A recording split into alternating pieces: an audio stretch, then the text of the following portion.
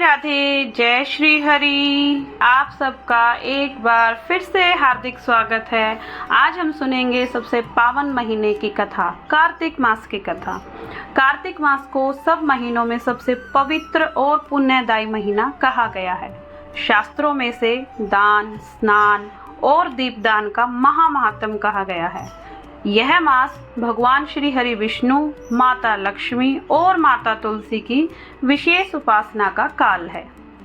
पुराणों में वर्णन है कि कार्तिक मास में जो मनुष्य प्रातःकाल स्नान, दीपदान, व्रत, जप और कथा श्रवण करता है, उसे अनेक जन्मों का पुण्य फल प्राप्त होता है और वह मोक्ष का अधिकारी बनता है।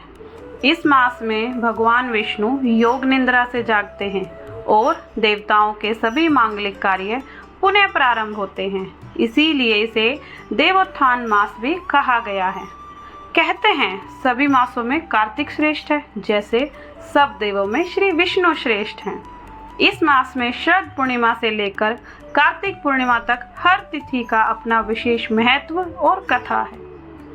जो मनुष्य श्रद्धा से इन कथाओं को सुनता व पालन करता है, उसके जीवन से दरिद्रता, दुख और पाप सब नष्ट हो जाते हैं और वह परम सुख व मोक्ष प्राप्त करता है। पहले दिन की कथा, स्नान दान का प्रारंभ।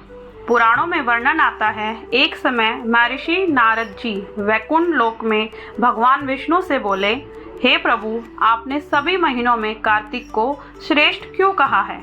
इस मास के पहले दिन जो स्नान और दान करता है, उसे क्या फल प्राप्त होता है? भगवान विष्णु ने कहा, हे नारद, कार्तिक मास के पहले दिन जो व्यक्ति प्रातः ब्रह्म मुहूर्त में उठकर पवित्र नदियों में स्नान करता है, तुलसी की जड़ में जल अर्पित करता है और दीप जलाकर मेरे नाम का स्मरण करता है, उसे सैकड़ों यज्ञों का फल मिलता है। उसके पाप नष्ट हो जाते हैं और वह विष्णु लोक का अधिकारी बन जाता है। प्राचीन समय में एक नगर में वसुदेव नामक ब्राह्मण रहता था।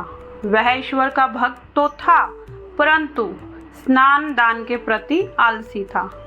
एक बार एक साधु ने उससे कहा, भाई, कार्तिक का मास आरंभ हो चुका है।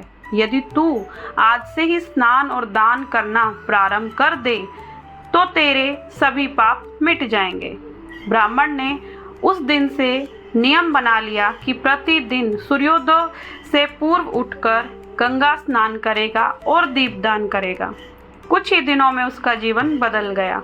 उसके घर में सुख समृद्धि बढ़ी और अंत समय में भगवान विष्णु के धाम को प्राप्त हुआ।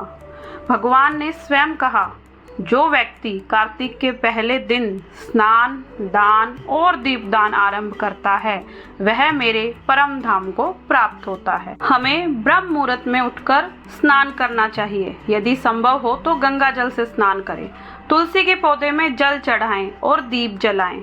ओम नमो नारायण मंत्र का जाप करें। गरीबों को दान दें, अन्न, वस्त्र या दीपदान।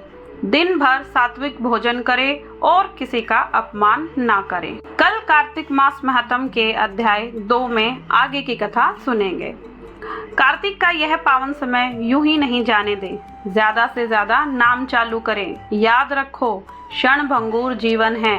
पगले कर ले प्रभु का ध्यान भी, ना जाने कब देह का पंछी कर जाए प्रस्थान।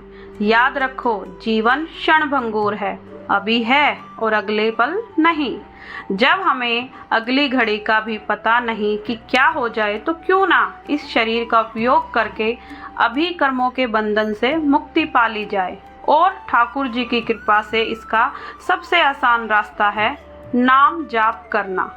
याद रखो, कलयुग केवल नाम आधार। सिर्फ नाम जाप करके भक्ति, प्रेम, मुक्ति, शक्ति सब पाया जा सकता है। इसीलिए प्रेम से, मन से, भाव से हर सांस के साथ जाप करते रहो। हरे कृष्ण कृष्ण कृष्ण हरे हरे, हरे राम राम राम हरे हरे।